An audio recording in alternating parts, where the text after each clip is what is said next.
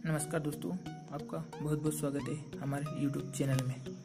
तो दोस्तों आज हम जानेंगे कि लेआउट कैसे मार्क करते हैं ग्राउंड पर किसी भी बिल्डिंग या घर का जो भी हम बना रहे हो, चाहे वो बड़ी से बड़ी बिल्डिंग हो या फिर छोटे से छोटा घर हो, सबकी प्रोसेस एक सेम ही रहती है। तो दोस्तों सबसे पहले हम जानते हैं आखिर लेआउट होता क्या है। तो जब हम कोई बिल्डिंग या घर बनाते हैं तो उसके कॉलम की पोजीशन जो कि हमें ड्राइंग में दी गई होती है उसको हम ज़मीन पर चुने की सहायता से मार्क करते हैं। मतलब उसे हमें मार्क करना होता है चुने की सहायता से ज़मीन पर, वो भी गुनिये में, जिससे कि हमारा घर या बिल्डिंग जो भी हम बना रहे हो वह सही बने, मतलब आड़ा तिरछा ना बने। इसलिए चुने की सहायता से ज़मीन पर मार्क करना ही लेआउट कहलाता है।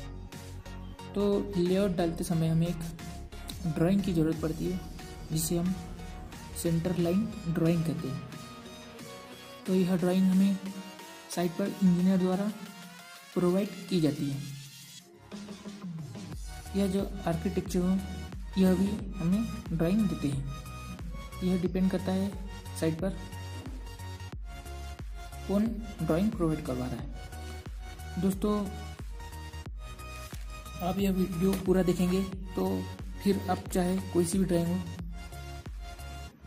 उसका लेआउट आसानी से डाल सकते हैं। तो दोस्तों यह वीडियो अंत तक देखते रहिएगा। अब बात करते हैं कि आखिर लेआउट कैसे डालते हैं। तो दोस्तों आपको इमेज में एक प्लॉट दिखाई दे रहा होगा। यह प्लॉट है 60 बाई 50 का, जिसके चारों ओर हमने बंडवाल कर रखी है। अब हमें ये करना क्या है, इसके बीच में एक प्लॉट है हमारा, उसका लेआउट डालना है। तो लेआउट डालने से पहले हमें 0 पॉइंट की आवश्यकता होती है, जो आप इमेज में देख सकते हैं। हमने लाल पॉइंट से इसे शो कर रखा है। इसे हम सर्वेयर पॉइंट भी कहते हैं।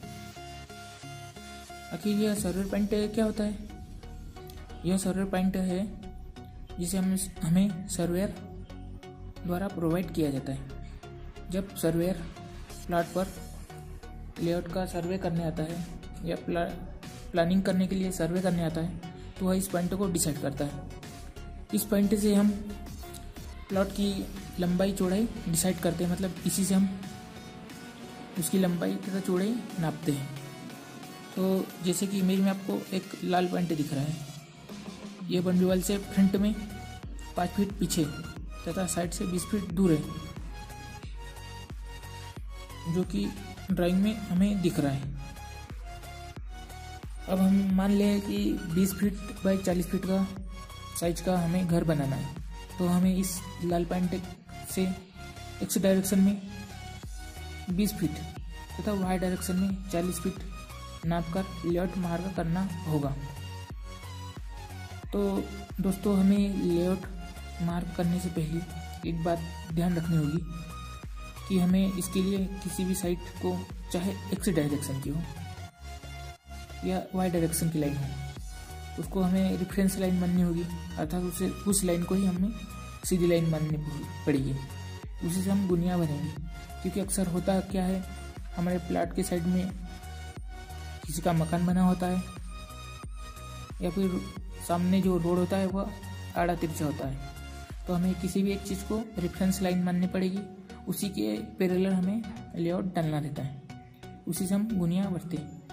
तो हम इसमें मान लेते हैं कि फ्रंट की लाइन ही रेफरेंस लाइन है। मतलब हम फ्रंट की लाइन को ही रेफरेंस लाइन मान लेते हैं। तो अब रेफरेंस लाइन से हम 5 फीट पीछे की तरफ एक उसके पैरेलल लाइन खींच देते हैं।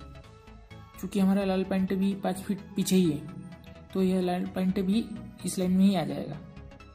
अब उस लाइन पर हमें इस 0 पॉइंट है इसे 20 फीट का टेप से नापकर मार्क करना है, कट लगाना है। तो दोस्तों अब हमें बुनियाद भरना है। इसके लिए आपको पाइथागोरस का फार्मूला यूज़ करना पड़ता है, जो आप स्क्रीन पर देख सकते हैं। दोस्तों हमने इस फार्मूले में का यूज़ पहले ही कर रखा है, मतलब कर लिया है। इस फार्मूले में हमने 20 फीट तथा 30 फीट लेकर उसका डायगोनल निकाल लिया है। यह कैसे कैलकुलेशन करते हैं आप स्क्रीन पर देख सकते हैं। तो 20 फीट तथा 30 फीट का डायगोनल हमने निकाला जो 36 फीट आ रहा है। आप अपने हिसाब से भी कोई लेंथ ले सकते हैं तथा उसका गुनिया निकाल सकते हैं। जैसे आप 20 फीट की जगह 15 फीट और 40 फीट की जगह 25 फीट कोई भी ले सकते हैं और उसका गुनिया आपको डायगोनल निकालना है। यही गुनिया निकालने की प्रोसेस है। अब दोस्तों हमें करना क्या है, इसके आगे लाल पॉइंटर जो दिख रहा है उससे एक 30 फीट पर कट का निशान लगाना है या आर्क लगानी है चूने की सहायता से। फिर दूसरा जो हमने 20 फीट पर मार्क किया है उस पॉइंट से वहाँ से लगाना है हमको 36 फीट की आर्क। तो यह जो दोनों आर्क लगेगी और आपस में जहाँ कट करेगी उस पॉइंट को हमें मार्क करके मिलाते हुए लाल पॉइंट से एक सीधी लाइन खींचनी है। तो यह एक सीधी लाइन हो जाएगी, जो सामने वाली लाइन है उसके 90 डिग्री के एंगल में बनेगी। तो यही हमारा गुनिया हो गया है। तो दोस्तों यह 90 डिग्री पर ही लाइनें खींचना यह मेन चीज़ होती है। ये तो हमारा यह गुनिया भरना कंप्लीट हो गया है। अब हमारी दोनों लाइनें 90 डिग्री के एंगल पर बन गई है। इसी प्रोसेस हमें दूसरे कॉर्नर पर लेकर करना है, जिससे कि हमें दोनों लाइनें आमने सामने की 90 डिग्री पर मिल जाए। अब आगे करना क्या है, हमें इन दोनों लाइनों पर 40 फीट से मार्क करना है, 40 फीट नाप कर कट का निशान लगाना है। तो यह हमें दोनों लाइनों पर 40 फीट का निशान मिल जाएगा और फिर इन दोनों पॉइंटों को भी मिला देना है। तो दोस्तों यहाँ हमें एक प्लाट का बाउंड्री मिल गई है, जो मेन चीज़ होती है लेआउट डालने के लिए।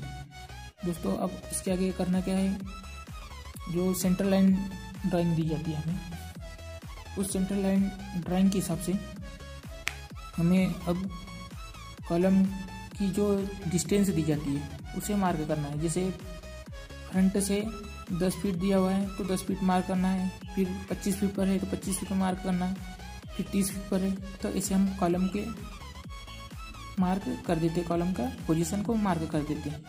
दोस्तों यह सेंटर की कहाँ कॉलम है उनकी पोजीशन कहाँ पर है। इसके पहले आपको एक बात का विशेष ध्यान रखना है कि यह सभी डिस्टेंस 0 पॉइंट से ही दी जाती है। अक्सर बहुत बार यह गलती हो जाती है कि हम कोई सा भी कॉर्नर मान लेते हैं और उससे यह मार्क लगा देते हैं और उसका एक्सकेवेशन तक करवा लेते हैं, मतलब उसकी खुदाई तक करवा लेते हैं।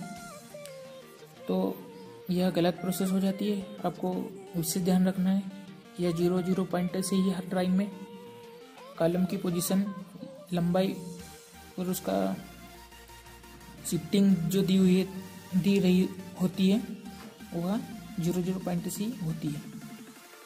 तो दोस्तों आपको यदि यह वीडियो अच्छा लग रहा हो और आपको लगा कि हम आपकी मदद करने में सफल हुए तो दोस्तों हमारे चैनल को सब्सक्राइब ज़रूर कर दीजिएगा, जिससे आपको ऐसे ही अन्य वीडियो देखने को मिलते रहे। और आपको यदि कोई प्रॉब्लम हो तो कमेंट बॉक्स में जाकर हमें ज़रूर बताएं, हम उसका समाधान करने की कोशिश करेंगे। तो दोस्तों हमारे वीडियो को लाइक भी करें और शेयर भी करें। अब कॉलम मार्क करने के बाद हमें ड्राइंग में दी गई साइज के अनुसार फुटिंग भी मार्क करना होता है। तो वह भी जो ड्राइंग में फुटिंग किस साइज की प्रोवाइड की हुई है यह उस पर डिपेंड करता है, उस हिसाब से हम मार्क करते हैं। हम किसी अन्य वीडियो में देखेंगे कि आखिर ड्राइंग कैसे पढ़ते हैं। दोस्तों आप हमें कमेंट में बताइए कि यह वीडियो अच्छा लग रहा है और हमें अगला वीडियो बनाना चाहिए, तो हम ज़रूर ड्राइंग कैसे पढ़ते हैं इस पर वीडियो बनाएंगे। तो दोस्तों आपको एक बार फिर से बात बता दूं कि आपको क्रॉस चेक जरूर करना है, जिससे कि लेआउट डालते टाइम कोई मिस्टेक हो तो वह उसी टाइम करेक्ट हो जाए, मतलब उसमें सुधार किया जा सके। उसके बाद ही हम एक्सकेवेशन का कार्य करवाएं। तो दोस्तों आपका बहुत बहुत धन्यवाद वीडियो देखने